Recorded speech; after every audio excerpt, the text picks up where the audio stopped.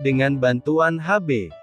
Yassin, The Complete Poems of Chairil Anwar, 1974, sedangkan ke dalam bahasa Jerman diterjemahkan oleh Walter Karwat, Feuer und Asche, 1978 Anwar, 1986 banding 131.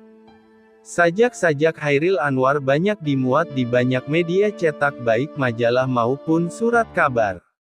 Beberapa kumpulan sajak Chairil Anwar yang pernah dibukukan ialah Deru Campur Debu yang diterbitkan oleh Pembangunan, Kerikil Tajam dan Yang Terampas dan Yang Putus pertama kali terbit tahun 1949 pada Pustaka Rakyat tahun yang sama.